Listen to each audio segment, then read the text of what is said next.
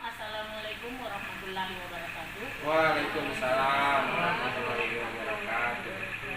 Pertama-tama saya ucapkan terima kasih kepada teman-teman guru fisika dan mata pelajaran lain yang sempat hadir di tempat ini untuk bersama-sama dengan saya dalam rangkaian diseminasi kegiatan program Didamba P4TK Angkatan 8.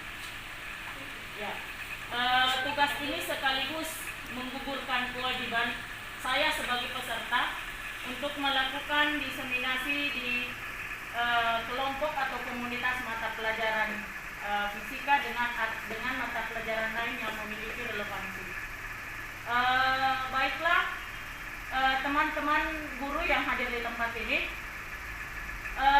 yang ingin saya sampaikan di sini adalah yang pertama adalah apa manfaat yang saya rasakan selama bergabung dari tanggal 17 sampai tanggal 31 kemarin di program Didamba P4TK IPA. Jadi Didamba itu adalah program dikeladarin, masif dan terbuka. Ya. Manfaat yang saya peroleh yang pertama adalah saya bisa mendapatkan bimbingan dari fasilitator terbaik P4TK IPA. Ya. Intensitas bimbingan luar biasa. Selama mengikuti kegiatan ini, ada 4 kali video conference yang dilaksanakan oleh fasilitator bersama dengan anggota-anggota guru-guru fisika yang berasal dari berbagai provinsi. Ya. Setiap akan melakukan kegiatan dan setelah mengikuti kegiatan selalu ada video conference itu untuk membahas apa-apa yang akan kita lakukan, apa-apa yang telah kita lakukan, kendala-kendala apa saja yang kita temui selama kita berkegiatan di Damba ini. Nah, selanjutnya selain mendapatkan bimbingan dari fasilitator terbaik NGMP P4TK IPA, dalam hal ini karena saya tergabung di kelas suhu dan kalor, saya dibimbing oleh Bapak Joko Arisworo SSI MPD.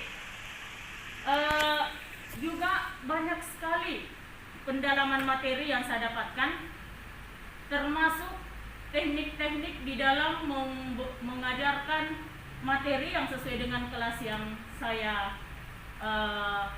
yang saya masuki, yaitu kelas suhu dan kalor.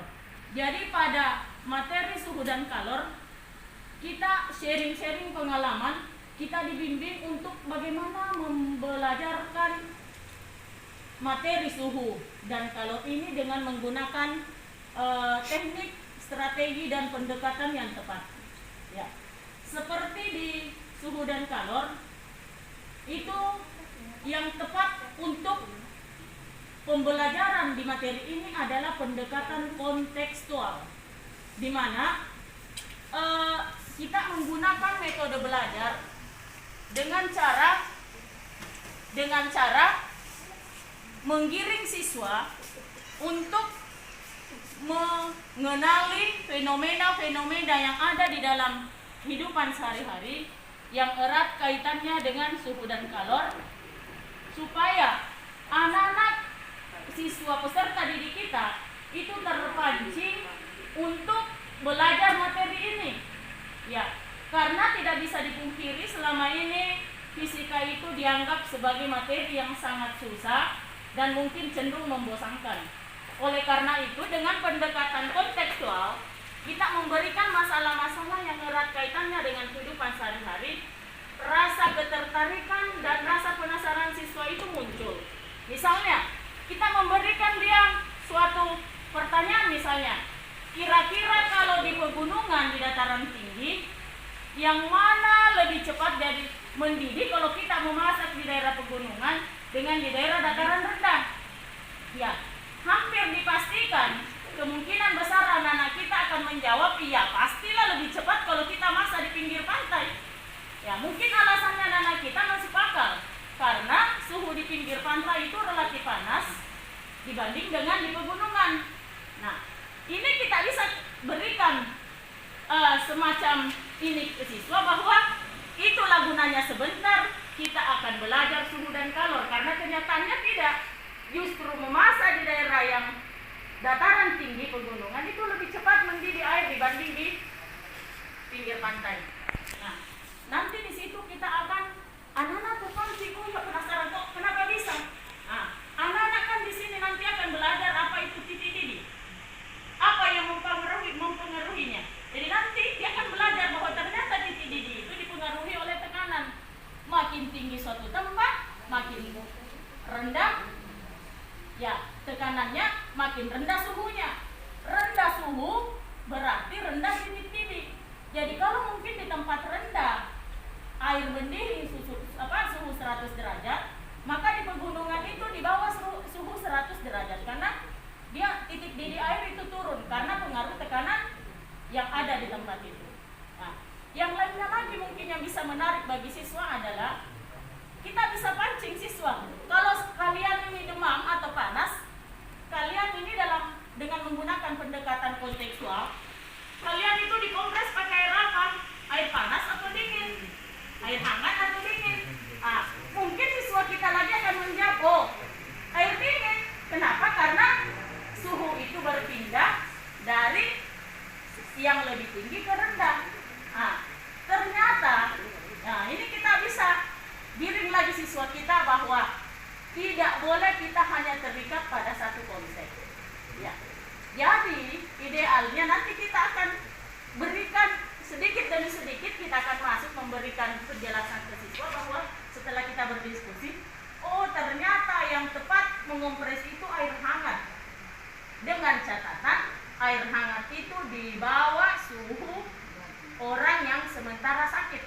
Kalau dia capai 40, maka kompres dia dengan suhu di bawahnya. Jangan kompres dengan air dingin, karena suhu air dingin itu ekstrim, berbahaya ketemu sama yang suhu panas. Ya. Kemudian dengan mengompres air dingin nanti, jadi kita bisa berikan, oh iya memang betul bahwa kehidupan sehari-hari kita itu banyak hal-hal yang kita lakukan salah. Itulah pentingnya kita belajar fisika, khususnya konsep-konsep tertentu. Ya, dengan mengompres air dingin itu bisa menutup pori-pori kulit kita, memperkecil pembuluh darah. Pada akhirnya apa? Panas yang harusnya berpindah dari suhu tinggi ke rendah itu tidak berpindah karena porinya tertutup. Ya, kemudian selama mengikuti program di Damba ini, kita juga dievaluasi untuk melihat sejauh mana kita sudah memahami, kita sudah menguasai materi-materi yang sudah diberikan. Jadi insya Allah semoga ke depan kita bisa saling berbagi apa yang telah saya dapatkan dengan apa yang Bapak Ibu yang sudah miliki. Kita saling berbagi, kita saling berdiskusi. Semoga pembelajaran kita ke depan makin bagus dalam hal mendidik peserta didik kita. Mari kita sama-sama meningkatkan kompetensi profesional kita dan pedagogi kita. Salah satu cara, marilah kita mengikuti diklat yang kemungkinan besar masih akan dibuka pada angkatan-angkatan berikutnya, dengan memilih kelas sesuai dengan keinginan dan kebutuhan kita masing-masing. Demikian untuk sementara, saya akhiri dengan ucapan wassalamualaikum warahmatullahi wabarakatuh. Waalaikumsalam.